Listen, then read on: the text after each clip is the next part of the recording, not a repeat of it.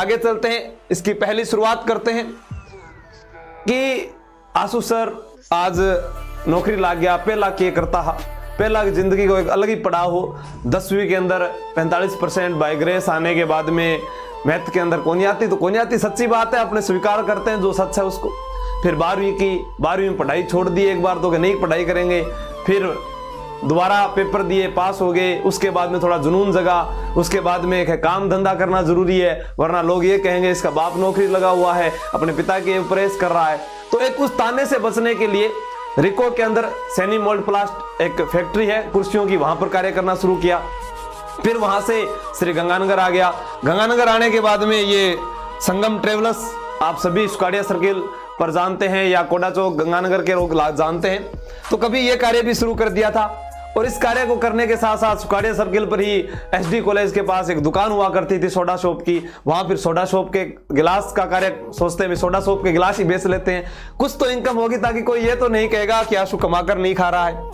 उसके बाद याद आता है कि ये इस पर लिखा भी हुआ है 2011-10 ऐसे लिखा हुआ है कि सिक्योरिटी गार्ड देव सिक्योरिटी में काम मिलता है रिको के औद्योगिक क्षेत्र के अंदर, राजफेड के अंदर, कि आप यहाँ पर सिक्योरिटी गार्ड अगर रात की ड्यूटी करते हो तो आपको यहाँ पर 5500 रुपए उस समय मिला करते थे, वो मिलेंगे। और उसके बाद में सुबह उठकर हरियाणा रोडवेज से भागकर रिको से लालगढ़ जाना, फिर लालगढ़ से राजस्थान रोडवेज पर पढ़कर कॉलेज में जाना, वो सफर।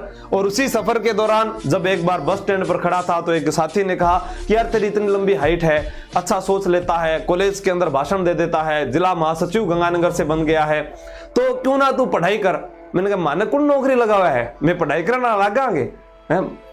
ऐसे कह के उसको बात को इग्नोर कर दिया। मैं तो क्रिकेट खेलने वाला, बास्केटबॉल खेल लिया, बस इतना ही जाना है।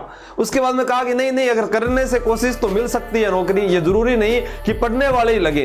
उसने कहा जरूरी नहीं कि पढ़ने वाले लगे, कि मैं उन हजारों विद्यार्थियों को जानता हूं जिनके 90% से ज्यादा नंबर थे लेकिन वो आज भी भटक रहे हैं, क्योंकि 10वीं 12वीं में उनके ज्यादा नंबर आए और ज्यादा नंबर आने के बाद में वह आगे की जो है उसी के अंदर ही इतना भूल गए, आगे पढ़ना ही भूल गए और आगे अपनी दिशा से भटक गए।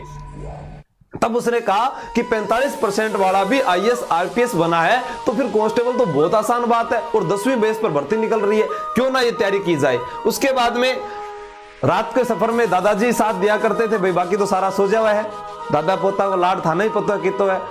क्रोनोलॉजी राजस्थान पुलिस समय आना तो पढ़नी को नहीं आती ही, ठीक है, लेकिन हाथ में ले रखे हौसलों बढ़ाता कि पोता तू पढ़ रही है तो मैं भी थोड़ा सा इन्हें देख लूं, चित्रहार देख लेता। और रात्रिकालीन पढ़ाई करते थे। उसके बाद में थोड़ा थोड़ा पढ़कर धीरे धीरे राजस्थान पुलिस में चयन हो गया। सफर की शुरुआत होती है यहाँ राजस्थान पुलिस 20 जनवरी 2016 को मैंने यहाँ पर चयन हुआ।